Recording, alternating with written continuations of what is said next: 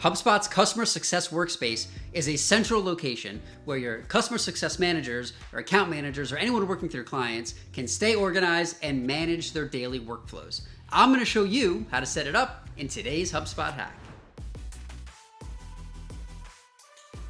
If you're new here, this is HubSpot Hacks, powered by SimpleStrat. We're a Diamond HubSpot Solutions partner, and we help you operationalize HubSpot to its full potential. Down in the description of the video is a link to our HubSpot Hacks newsletter to get all the latest tips and tricks related to HubSpot directly to your inbox, as well as a link to get hands-on help for us for anything related to HubSpot. Now, let's get started setting up your customer success workspaces. First things first, you're going to want to log into HubSpot. And it's worth mentioning that these customer success workspaces are only available if you are in Service Professional or Service Enterprise. So you will need at least one of those hubs to set this up. To get to the customer success workspace, on the left-hand side, you'll go to Service and then Customer Success. And by default, it'll take you right to the workspace right away. So you can see this is one place where you can see your daily summary, you can view your customers, you can view the projects that you're working on, see how you're tracking with your revenue, like recurring revenue pipelines, see what you need to take action with, view your daily schedule, and then check out any dashboards or reports. And this is going to be highly customizable, and I'm going to show you how to make it look like what you are seeing here. Granted, this is a test portal I'm working in, so there's not too much live data in here for us to look at, but you can kind of envision how this would look with a portal full of data. So let's click the gear icon up here towards the top right to go to our settings. Because I was already in the workspace, it took me right to customer success. If you weren't there already, on the left-hand side, after clicking that gear icon, just go down to Tools, and then we'll be here under Customer Success. So let's get to it, and we're gonna go one by one through each tab and each option that you have here. So the first question it asks you is which object inside of HubSpot represents your customer accounts. So if you're B2C, this is probably your contacts. If you're B2B, this is going to be your companies or your accounts. So you're going to pick companies here. And then it's going to ask how you want to flag your current customers. My recommendation, if your lifecycle stages are set up correctly and automated, you should just be able to use lifecycle stage equals any of customer. That will flag them to your customer success team or whoever's going to be using this workspace. If it's not that straightforward for you, one, we should probably talk, or two, you can go to advanced filters here and customize them however you like. Next, you'll need to answer which object your team is working in to manage their daily projects. So at the time of making this video, the project object is fairly new, but I know that in the past, a lot of people have used tickets or services to set up sort of the projects that your team is using to onboard new clients and make sure that they're successfully engaging with you as an organization. So you can select multiple objects if you want to here. So you see I have service and I have projects. You can select one or two. So if you're using both, you can select both, or if you just have one of them, you can select just one of them. So we'll do projects, you could do services or tickets or any other of the custom objects that you might have. We'll click Save.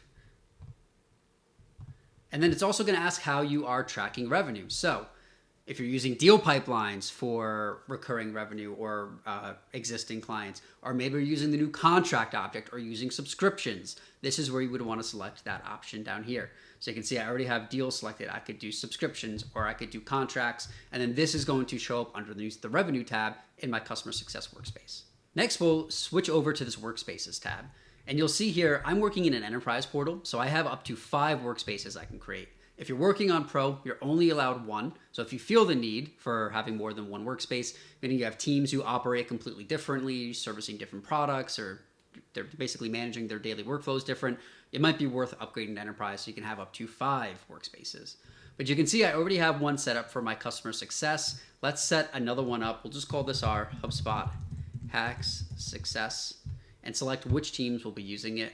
So let's find our support global team.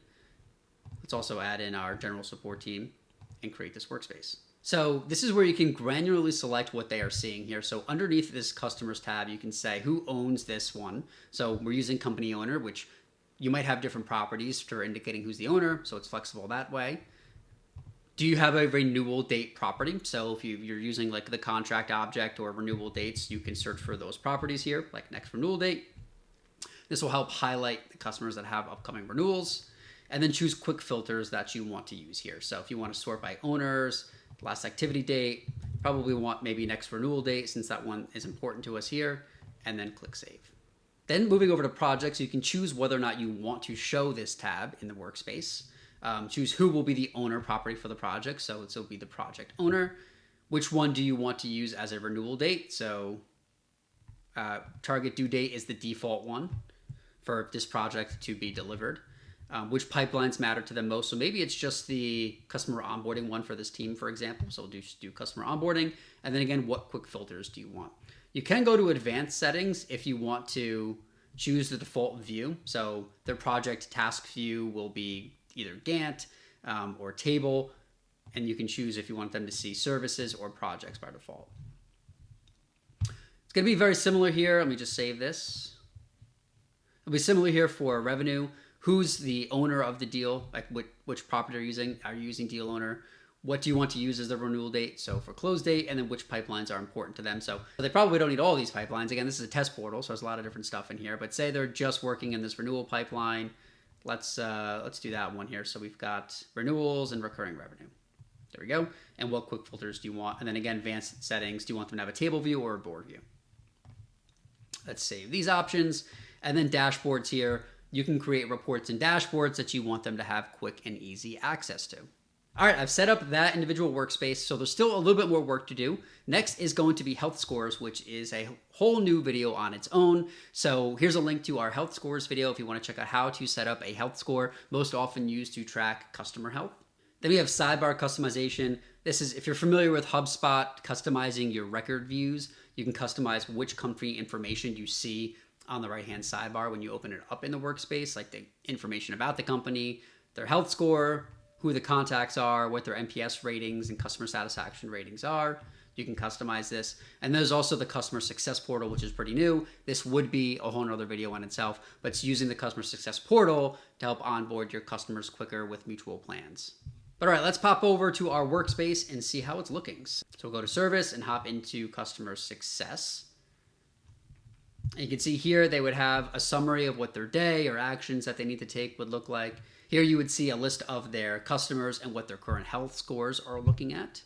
Then here in their projects, what their project onboarding pipeline would look like. So mine's pretty bare here. Just have our Gilmore Girls one that's moved into client kickoff. Revenue here, you'll see the pipelines that they are actively working in to make sure that they are tracking the revenue that they're working. Actions alerting you to health score changes or actions that you recommend taking.